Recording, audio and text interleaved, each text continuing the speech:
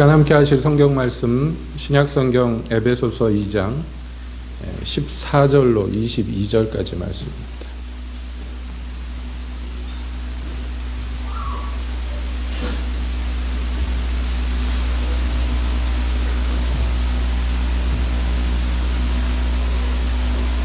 에베소서 2장 14절부터 22절까지 함께 보시겠습니다. 그는 우리의 화평이신지라 둘로 하나를 만드사 중간에 막힌 담을 허시고 원수된 것 곧 의문에 속한 계명의 율법을 자기 육체로 폐하셨으니 이는 이 둘로 자기의 안에서 한 새 사람을 지어 화평하게 하시고 또 십자가로 이 둘을 한 몸으로 하나님과 화목하게 하려 하심이라. 원수된 것을 십자가로 소멸하시고 또 오셔서 먼 데 있는 너희에게 평안을 전하고 가까운 데 있는 자들에게 평안을 전하셨으니 이는 저로 말미암아 우리 둘이 한 성령 안에서 아버지께 나아감을 얻게 하려 하심이라. 그러므로 이제부터 너희가 외인도 아니요 손도 아니요 오직 성도들과 동일한 시민이요 하나님의 권속이라. 너희는 사도들과 선지자들의 터 위에 세우심을 입은 자라. 그리스도 예수께서 친히 모퉁이 돌이 되셨느니라.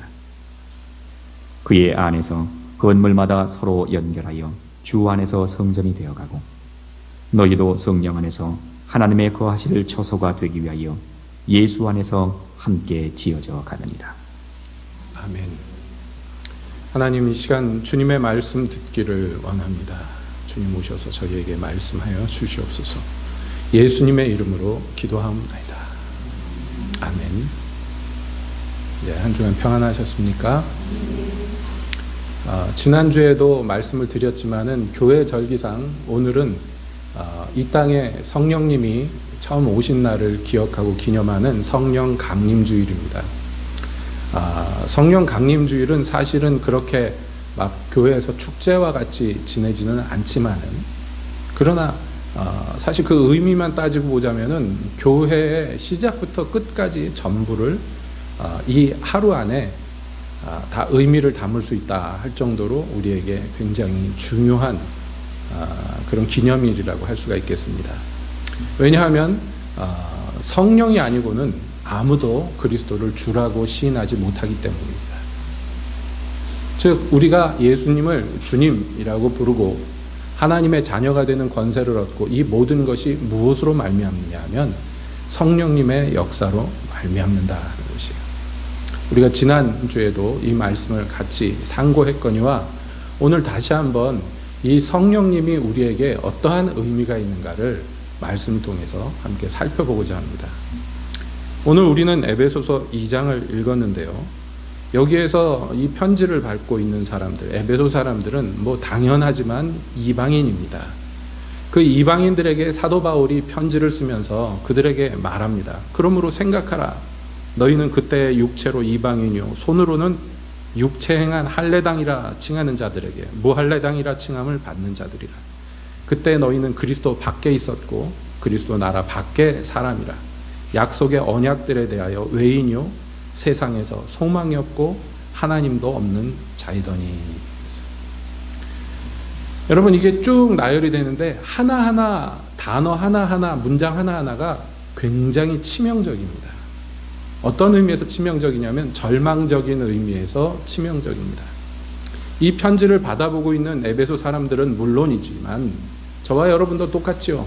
저와 여러분도 똑같습니다. 우리가 전에 어떤 사람이었는지 생각해봐라 라고 사도가 말했는데 우리도 생각해 봐야 됩니다. 하나하나가 그때 우리가 육체로는 이방인이었고 손으로 할례를 행하는 그런 권리가 우리에게 없었어요. 즉 하나님과 언약을 맺었다는 징표로서의 할례가 우리에게는 아예 허락이 되지 않았어요. 유대인들에게는 그것이 명령되었으나 우리에게는요 하고 싶어도 들어갈 수 없는 영역이었어요. 왜냐하면 그때 우리는 그리스도 바깥에 있었고 이스라엘 나라 바깥에 있었고 약속의 언약에 대해서는 외인이고 세상에서는 소망이 없고 하나님도 없는 자들이었다라고 얘기합니다. 이게 말하자면 우리가 예수님 만나기 전에 상황이에요. 우리가 이렇게 태어났고 이렇게 살아왔습니다. 이것을 왜 생각하고 기억해야 합니까? 여러분, 이 기억하고 생각하는 게 굉장히 중요한데, 구약시대 내내 하나님께서 이스라엘 백성들에게 뭐라고 자꾸 말씀합니까? 나는 너희를 종되었던 땅 애굽에서 구원한 너희 하나님 여호와다. 이 얘기를 자꾸 하셔요. 왜냐하면 이 사람들이 이걸 자꾸 잊어버려요. 자꾸 잊어버려요. 사무엘의 입을 통하여서 엘리 제사장을 꾸짖으면서 뭐라 그랬냐? 너 애굽에서 종되었던 자를 데려다가 제사장 삼았는데 라고 그것을 야단치십니다. 왜냐하면 그것을 망각한 거예요. 뭔가를 잊어버린 거예요. 이스라엘의 문제는 다 여기서 시작됩니다. 자기들이 원래는 지금 이 젖과 꿀이 흐르는 땅에 와서 하나님 백성으로 살지만 원래는 그렇지 않았다는 것을, 이렇게까지 된 것은 다 뭐예요? 하나님의 은혜라는 것을 자꾸 잊어버린다고요. 그러니까 잊지 말라는 거예요. 이것은 교회에게도 그대로 적용되는 것이고 성도 한 사람 한 사람에게도 그대로 적용됩니다. 여러분, 우리가 언제 겸손을 잃습니까? 언제 감사를 잃어버립니까? 예? 언제 하나님 경외하기를 그칩니까? 내가 마치 태어나면서부터 원래부터 하나님의 자녀였고 이런 하나님의 나라에 들어갈 권리를 원래부터 갖고 있었던 사람인 양 착각하는 거예요. 이스라엘의 모든 부패는 여기에서 시작됩니다. 그래서 예수님께서 그들을 꾸짖어 말씀하시기를 너희 스스로 아브라함의 자손이라고 자랑하지 마라. 하나님이 이 돌들로도 아브라함 자손을 능히 만드신다. 이게 다 하나님 때문이에요. 하나님 때문에. 그래서 이것을 이 이방교회가 잊지 말라고 얘기합니다. 그러면서 이렇게 절망적인 상황, 자기 힘으로는 도저히 개선될 수 없는 상황이었는데 근데 어떻게 오늘날 이렇게 그리스도인이 되고 교회가 되었는가를 설명하는 거예요. 설명하는데, 이전에는 우리가 그리스도 예수 안에서 그리스도로부터 멀리 떨어져 있었는데 이제 그리스도 안에서 가까워졌어요. 그 가까워진 걸 특별히 뭐라고 묘사하느냐면 하나님과 가까워진 것을 얘기하는 게 아닙니다. 뭘 얘기하냐면 유대인과 이방인이 절대로 섞일 수 없었는데, 왜냐하면 유대인들은 말한 대로 날 때부터 언약을 갖고 있었고 조상 대대로 할례의 법을 이어받은 사람이었고 하나님의 언약이 그들에게 있었어요. 근데 반면에 이방인들에게는요, 아무것도 없었어요. 하나님도 없고 하나님도 모르고, 그래서 사신 우상이 이끄는 대로 이끌려 다니던 자였어요. 그런데 절대로 융합될 수 없고 절대로 화합될 수 없는 이 두 물과 기름 같은 관계를 어떻게 가깝게 만들었느냐 하면 예수 그리스도의 피로 이것을 가깝게 했다.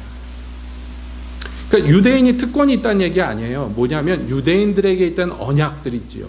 유대인들에게 주었던 그 특권들에게 우리가 가까이 갈 수가 없었는데, 막힌 담이 있었는데 그거를 예수 그리스도가 자기 몸으로 다 부수셨어요. 중간에 막힌 담을 부수셔서 이 둘로 하나가 되게 하셨어요. 그래서 그 언약 가운데 우리가 들어가게 했어요. 그러니까 유대인으로 태어났다고 해서 이 언약을 누리는 거 아닙니다. 그러나 이방인으로서는요, 아예 유대인으로 태어나지도 못했기 때문에 여기 들어올 권리 자체가 없었어요. 근데 예수 그리스도의 피로 이 둘이 합하여 하나가 되게 하셨어요. 그리고 이방인들로 말미암아 이 은혜 가운데 들어오지 못하게 막고 있었던 율법의 정죄들, 율법으로 정죄받은 그 모든 의문에 속한 계명들, 이것들을 예수 그리스도의 육체로 파하셨어요. 그래서 이 둘로 그리스도 안에서 통일되게 하셨어요.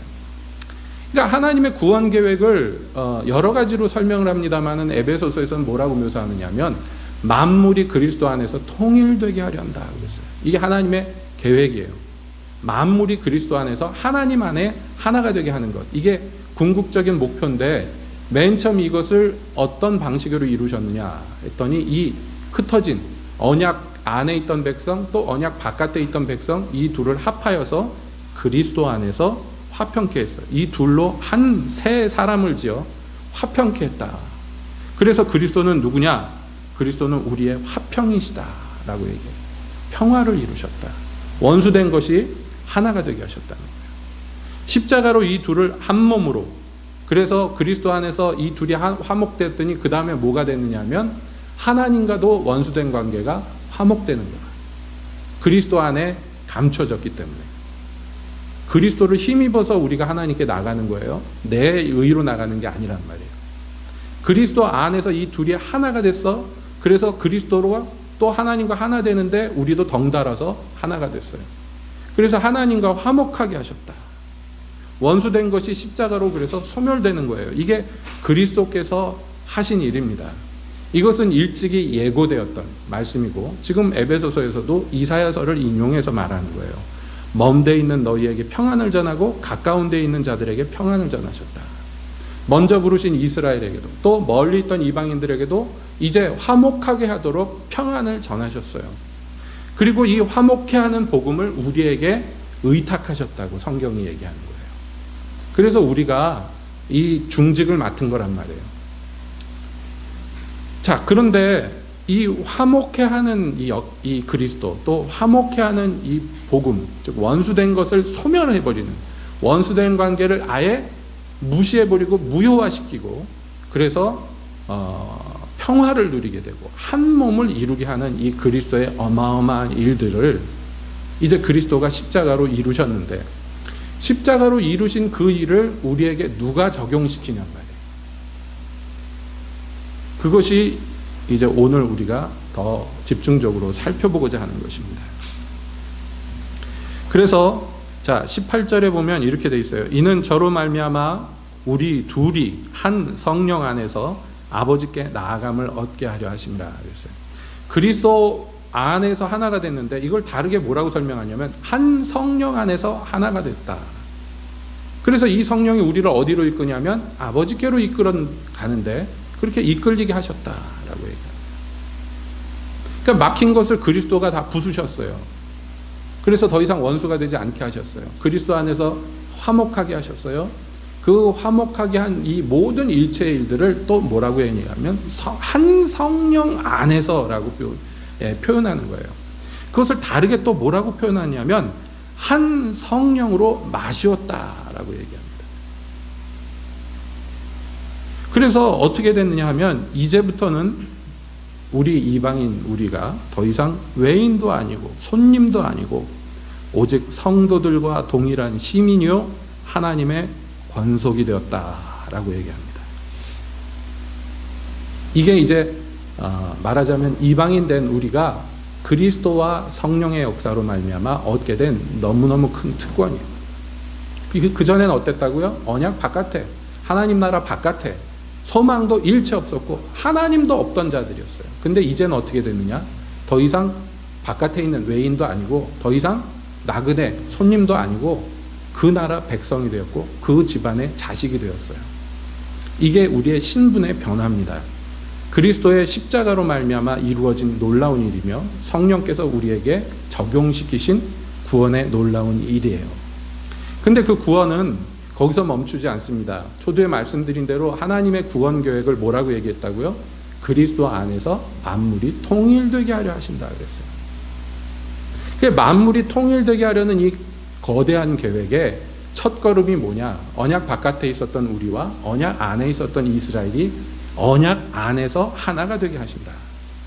그럼 거기서 끝나느냐? 아닙니다. 자, 너희는 사도들과 선지자들의 터 위에 세우심을 입었다라고 설명합니다. 자, 우리가 건축된다고 지금 묘사하는데 건축되는 그 땅이 있죠. 그 땅을 누가 닦았느냐 하는 거예요. 그 땅을 누가 닦았냐면 사도들과 선지자들이 그 터를 닦아놨다. 이 터는 그리스도래요. 이 터는 그리스도인데 이 터에 건축이 되려면 어떻게 됩니까? 여러분 일반적으로 건물을 세우려면 먼저 뭐부터 해요?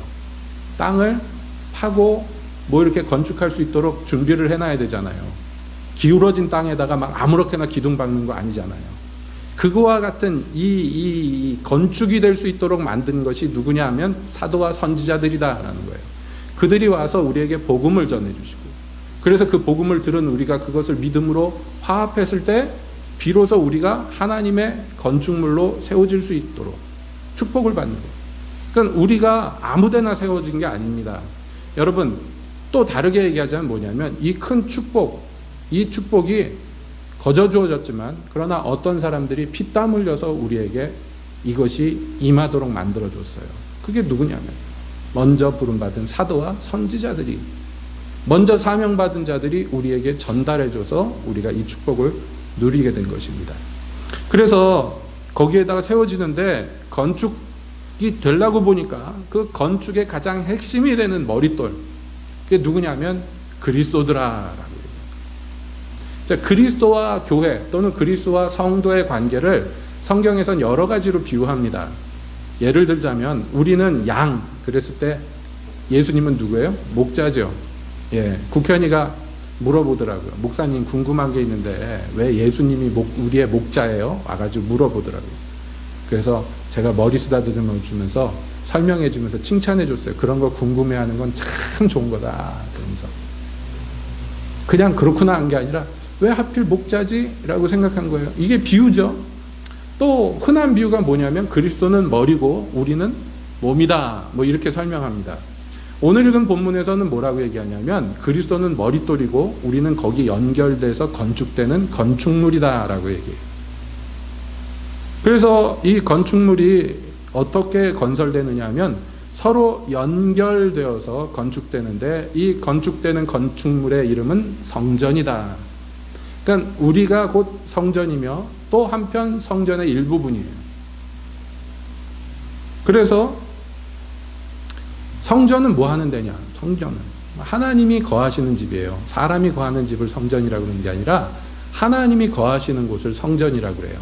그러니까 우리가 하나님 안에 있고 하나님이 우리 안에 있는 신비가 이러합니다. 우리가 그리스도 안에 있기 때문에 성전이 되지만 또한 우리가 성전으로 세워질 때 하나님이 그리스도가 그 안에 거하실 수 있는 거예요. 근데 이 일체의 건축물이 세워지는 이 일체의 기초는 그리스도라는 머릿돌로부터 시작되지만 그러나 각 부분들이 서로 상합해 가지고 건축물로 지어져 가는 것은 누구로 말미암냐면 성령으로 말미암는다고 생각해요. 성령 안에서 하나님의 거하실 처소가 되기 위하여 예수 안에서 함께 지어져 간다라고 설명합니다. 그리스도 머릿돌을 두고 우리가 지어져 가는데 성령님이 이 모든 것들을 주장하신다라고 묘사하고 설명하는 거예요. 그러니까 뭐냐면 하나님이 계획하시고 그리스도가 실행하시며 그리고 성령이 우리에게 적용하시는 게 구원이에요. 그러니까 삼위일체 하나님께서 연합하여서 우리의 생명을, 영생을, 구원을 이루시는데 그러므로 성령님이 뭐 말이 안 되는 얘기지만 성령님이 이 땅에 오시지 않으면 우리는 이 은혜를 입을 수 있느냐? 없다라고 단호하게 말씀드려요. 무슨 얘기냐고. 하나님이 하라는 대로만 하면 되는 거 아니냐고. 그걸 못 한단 말이에요. 하나님이 하라는 대로 하는 거를 못 해요. 성령이 아니고는. 아니, 처음부터 불가능해요. 그리스도를 주라고 시인할 수도 없고 또 하나님의 뜻을 쫓아서 자기의 뜻을 꺾을 수도 없고 또 그것을 하고자 하는 마음이 있다 할지라도 이룰 능력이 없어요. 우리는 전적으로 무기력하고 무능력하기 때문에 그렇습니다. 어떤 사람들은 착각해서 우리가 좀 노력하면 되지 않는가, 하나님의 법대로 하면 되지 라고 생각해서 그래서 율법을 육체대로 지키려고 하다가 멸망에 이르는 것이고, 그래서 우리에게 주신 것을 뭐라 그러냐? 은혜라고 얘기하는 거예요. 내 공로가 아니라 하나님의 역사하심으로 말미암아 얻게 되기 때문에 그런 것입니다. 그래서 이것을 성령이 총괄하시는데 그리스도 안에서 지어져가는 우리 성전된 우리를 성령이 모든 것을 주장하시는데, 이런 것들을 이제 세부적으로 얘기하자면 많은 설명들이 우리에게 주어집니다. 예를 들어서 하나님이 교회 안에서 몇 사람을 세우셨습니다. 사도와 선지자와 목사와 교사와 복음 전하는 자, 이렇게 세우셨죠. 이게 성령으로 말미암아 세워지는 거예요. 이 사람들은 그럼 뭘 하냐? 성도를 온전하게 합니다. 그러니까 성도가 부르신 자리에서 재구시를 하도록 만들어요. 그래서 결국에는 그리스도의 몸을 온전히 이루게 합니다. 이 일체의 일들에 누가 주장하시느냐? 성령이 주장하신단 말이에요. 뿐만 아닙니다. 우리가 예배를 드리고자 할 때 말이에요.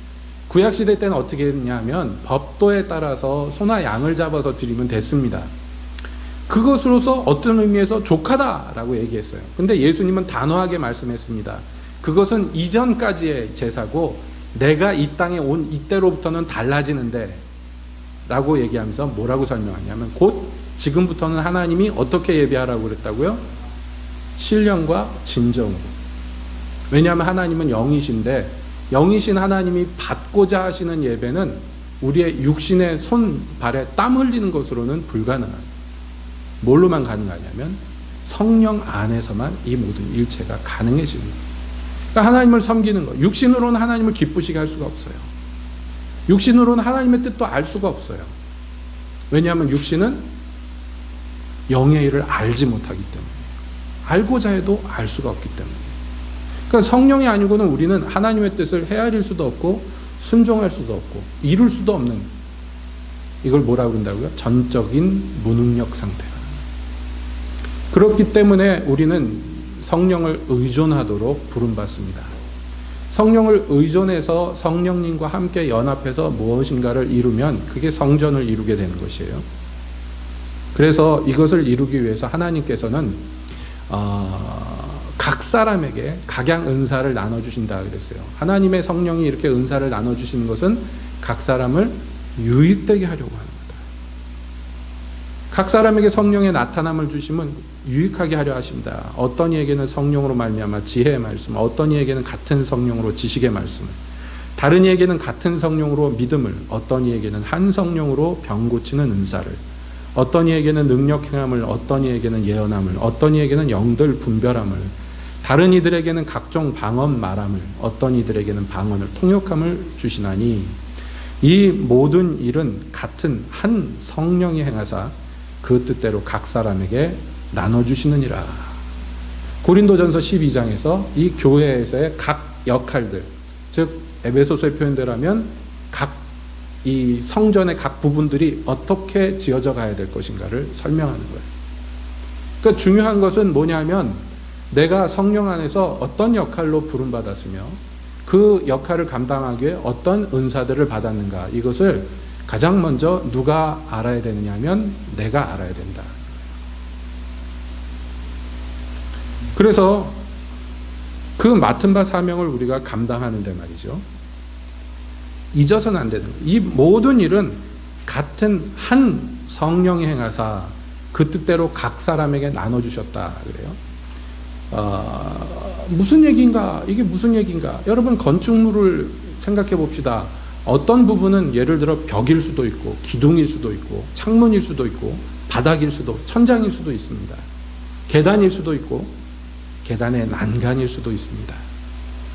우리가 어느 부분에 있는가, 그건 누가 압니까? 그 전체를 설계하신 분이 알고, 그래서 그 설계한 사람이 각 건축물을 그 구조에 맞게 세우는 것과 같이 우리가 말하자면 이 건축물의 재료가 되었을 때 우리를 다듬고 광내고 제자리에 구조물로 설치하고 못을 박거나 용접을 하거나 뭐 여러 가지로 해서 건축물을 세우는 분, 이것이 성령이 하시는 일이라.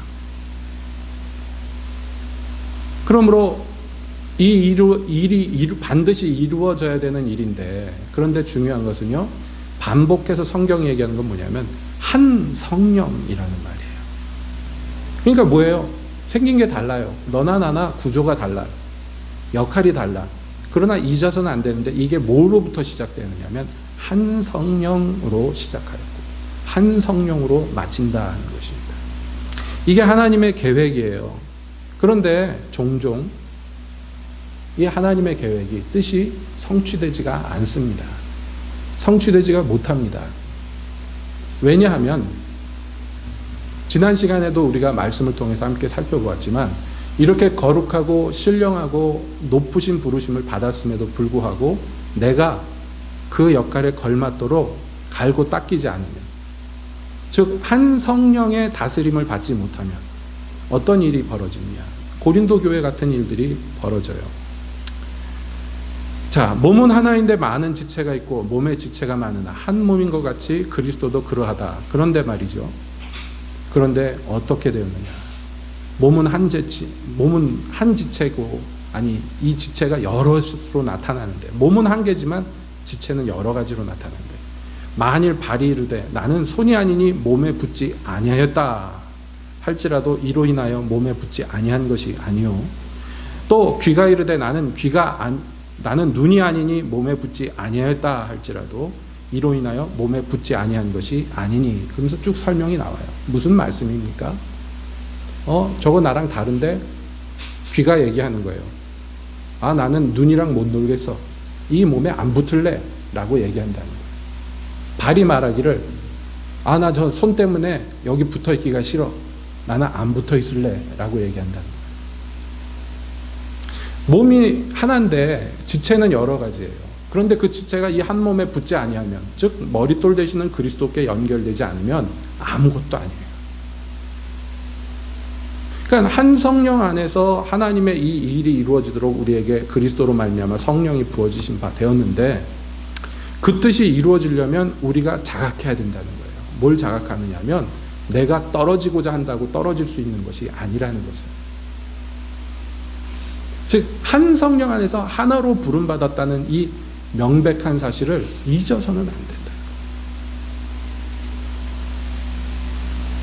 그러면 애초에 하나님이 부르신 이 거룩한 부르심을 우리가 한 성령 안에서 이루려면 잘 안 될 때가 많은데, 이걸 어떻게 바꾸고 개선할 수 있고, 그래서 어떻게 하나님의 뜻대로 거룩한 성전으로 지어져 갈 수 있는가. 성경은 그것을 뭐라고 설명하냐면 딱 한 가지로 이 일이 이루어진다고 얘기합니다. 그 일은 무엇이냐면 바로 사랑이다 라고 얘기해요. 골로새서 3장 14절에서는 이렇게 얘기합니다. 이 모든 것 위에 사랑을 더하라.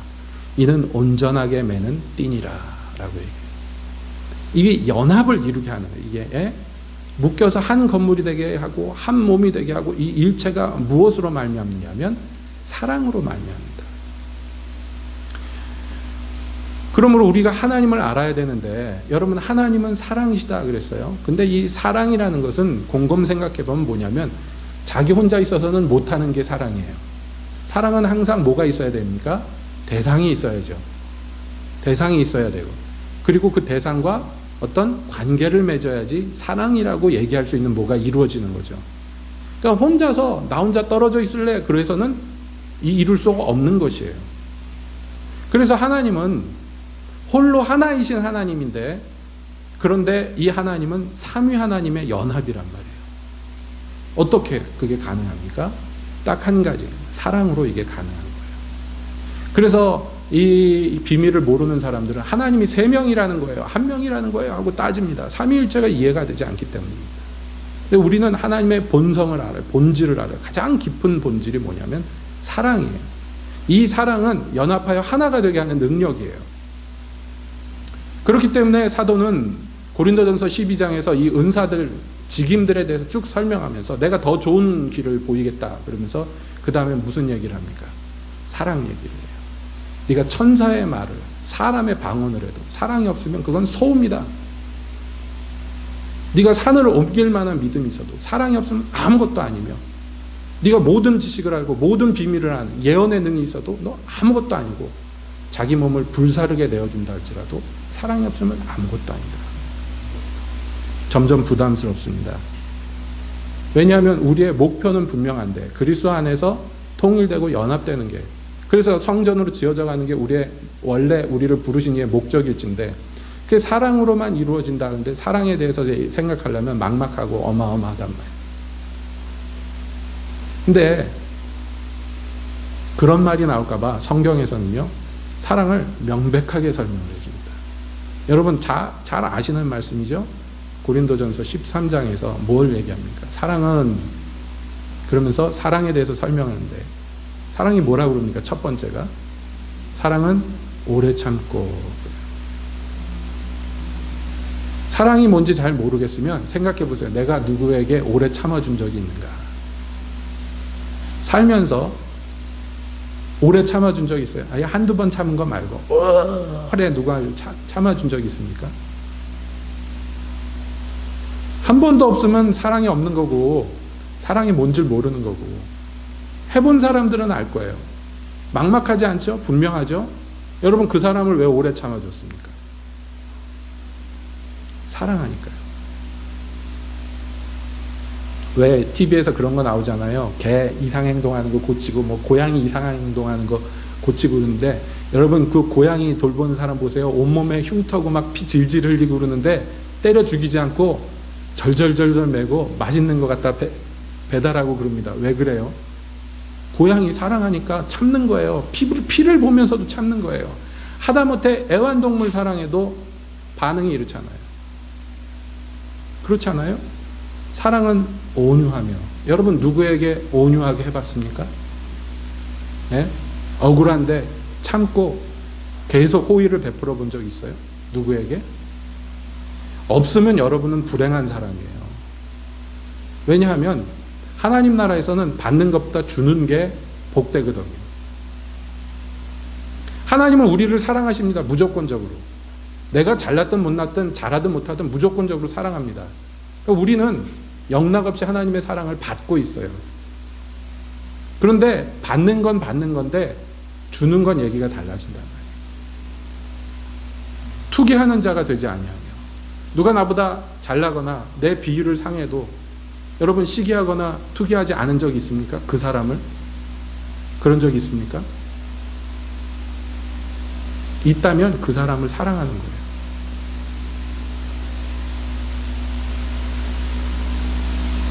모든 구절들이 그래요. 사랑은 자랑하지 아니하며 교만이 행하지 아니하며 무례히 행치 아니하며 자기의 유익을 구치 아니하며. 어떤 사람에게 이렇게 해봤냔 말이에요. 어떤 사람에게.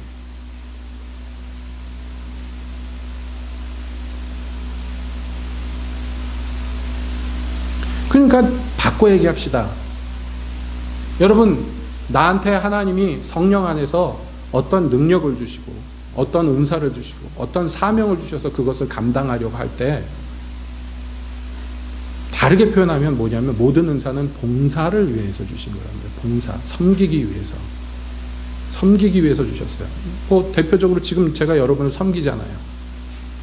저는 서서 수종 들고 여러분들은 앉아서 받아 먹잖아요. 그렇지 않아요? 오늘의 이 설교라는 요리를 누가 재료를 준비하고 누가 요리를 해서 여러분 입에다가 먹여줍니까? 제가 하잖아요. 제가 섬기는 거예요? 아니라고요? 진짜라니까요. 그런데 이렇게 섬기지만 여러분을 사랑 안 하고 하면 이건 아무것도 아니에요. 그러니까 섬기는 자들에게는 뭐가 요구되느냐면 사랑하라, 이게 요구되는 거예요. 사랑하라. 제가 어떤 병 고치는 사역을 봤는데요. 병자들이 나오잖아요. 병자들이 나오면 막 붙잡고 기도하고 그러는데 어떤 분들은 정말 손대기가 힘든 병자들이 있어요. 예를 들어서 막 피부병 막 난 사람들 있잖아요. 질질 뭐가 막 나오는 사람들. 네? 그거 기도하기가 쉬워요? 거기 저 5m쯤 떨어지세요. 여기서 기도할 테니까. 이 말이 단박에 나올 거예요. 그리고 아무리 깨끗이 씻어도요, 이런 병 있는 사람들 냄새 나요. 고유의, 저는 그걸 뭐라고 부르냐면 송장 냄새라고 그래요. 왜냐하면 시체하고 비슷해, 냄새가. 돌아가신 분들 염해 보시면 알 거예요. 냄새가 그게 어떤 냄새인지. 살아있는데 그런 냄새가 나요.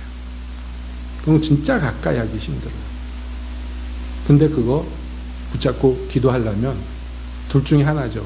비위가 굉장히 강하든지 아니면 사랑이 있든지 해야 돼요.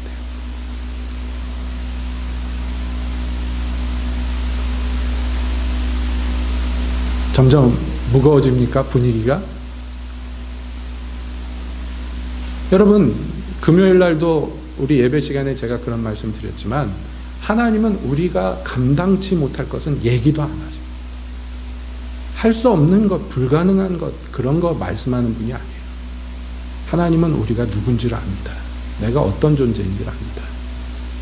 그래서 우리가 할 수 없는 것 같은데 어떻게 할 수 있다고요? 내게 능력 주시는 자 안에서 내가 모든 것을 할 수 있습니다. 사랑이 참 어려워요. 사랑이 참 힘들어요.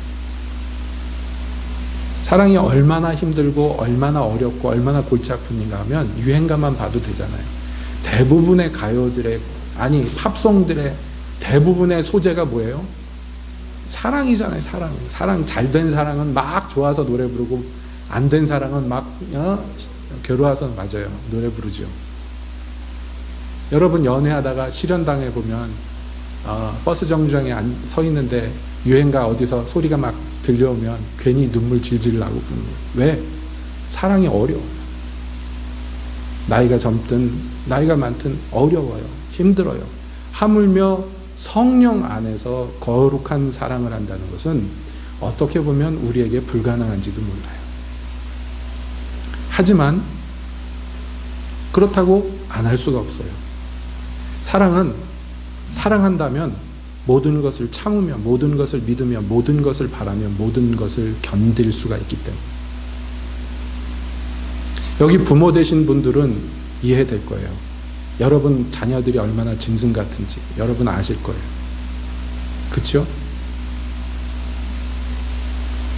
아니에요? 짐승 같았는지 철드니까 좀 사랑꼴 되는 거지 그 전에 얼마나 자기들은 모르지. 자기들은 인간이라고 생각하지만 인두겁을 쓴 짐승들이지 뭐 인간이겠어요. 그런데 어떻게 길러냈어요? 오래 참고 용납하고 믿고 바라며 견뎠잖아요. 그래서 내다버리지 않고 1시간에 한 번씩 일어나 빽빽 울고 하는 거 젖먹이고 예? 시간도 안 맞추고 지 하고 싶은 대로 아무 때나 똥 싸고 오줌 싸도 그거 다 걷어서 닦고 그런데 나중에 엄마가 나한테 해준 게 뭐가 있어 막 있다는 소리는 하는데도 그거 왜 보듬고 길러냅니까? 사랑이잖아요. 해보셨잖아요. 우리가 불가능하진 않아요. 좀 모자라서 그렇지. 할 수는 있어요. 불가능하지는 않아요. 할 수 있어요. 왜냐하면 사랑은 하고자 하는 사람만 할 수 있는 것이기 때문에 그래요. 특히 그리스도 안에서의 사랑은 내가 하고자 하지 않으면 할 수가 없어요. 왜냐하면 이 사랑하는 것은 손해보는 거기 때문에 그렇습니다. 피해보는 거기 때문에 그래요. 제가 늘 말씀드리지만 사랑하면 누가 손해를 보느냐? 더 사랑하는 사람이 항상 손해보게 돼 있어요. 그래서 우리 부부에 둘 있지만은 항상 제가 손해를 봅니다. 왜냐하면 제가 더 사랑하기 때문에 저희 아내를. 여러분 이거 녹화해서 유튜브에도 올라가요. 그래도 뭐 거짓말이 아니니까 하는 얘기. 저희 아내는 다르게 생각할지 모르지만 저는 그렇단 말이에요. 그러나 손해를 무릅쓰고 해야 돼요. 그게 사랑이에요. 그래서 에베소서 4장에서는 뭐라고 얘기하느냐면 모든 겸손과 온유로 하고 오래 참음으로 사랑 가운데서 서로 용납하고 평안에 매는 줄로 성령에 하나 되게 하신 것을 힘써 지키라 명령해요. 우리를 하나 되게 만드는 건 성령이 하시는 거예요. 그런데 그것을 누가 지켜야 돼요? 우리가 지켜야 돼요. 어떻게 해요? 힘써서 지키는 게 뭐라고 그랬습니까? 부르심에 합당하게 하여 모든 겸손과 온유. 이게 다 사랑의 요소잖아요. 이게 다. 오래 참음으로. 그래서 사랑 가운데 서로 용납하면서. 피할 길이 없도록 말씀은 우리를 사랑으로 몰아갑니다.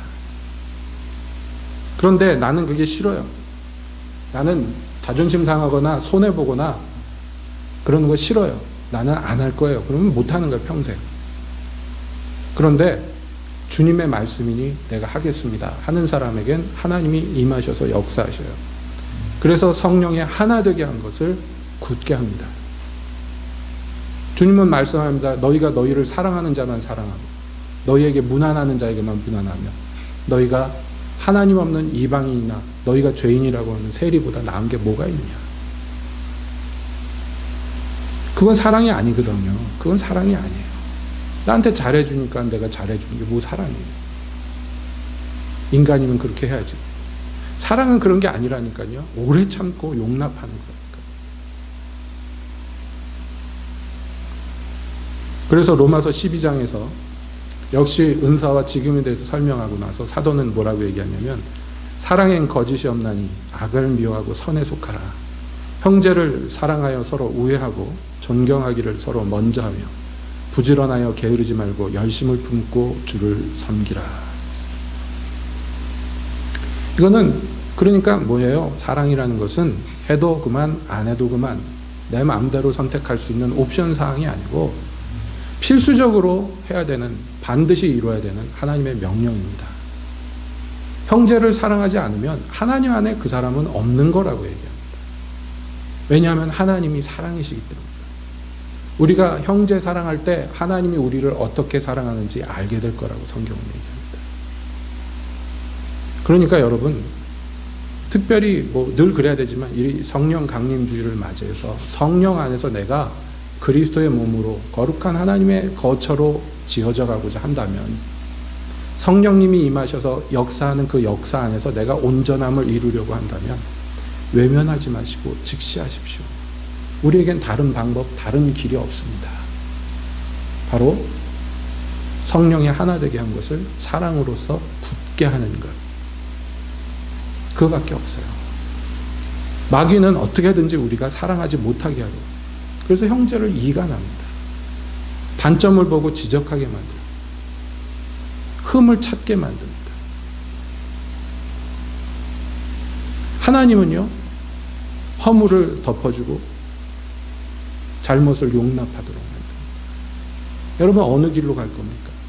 우리가 예전 이방인일 때는 자기 육체를 따라, 욕심을 따라 그렇게 행했어요. 근데 이제는 그것이 더 이상 그렇게 하면 안 되는 때가 됐어요. 이제는 우리가 그리스도께 굴복돼야 되고 성령께 다스림을 받아야 돼요. 육신으로서는 현저한 육신의 열매밖에는 맺을 수가 없습니다. 그러나 우리가 성령을 쫓아 행할 때, 성령께 순종할 때 우리의 열매가 어떻게 맺히겠습니까? 성령의 열매로 맺힌다.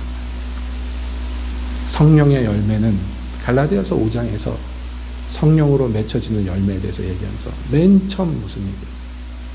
사랑.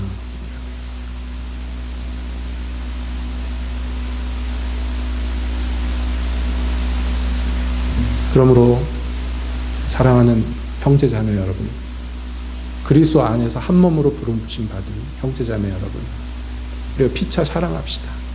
그래서 성령 안에서 거룩한 부르심에 합당하게 행하여 주의 몸을 온전히 이룹시다. 그렇게 하시기를 예수님의 이름으로 축복드립니다. 기도하겠습니다.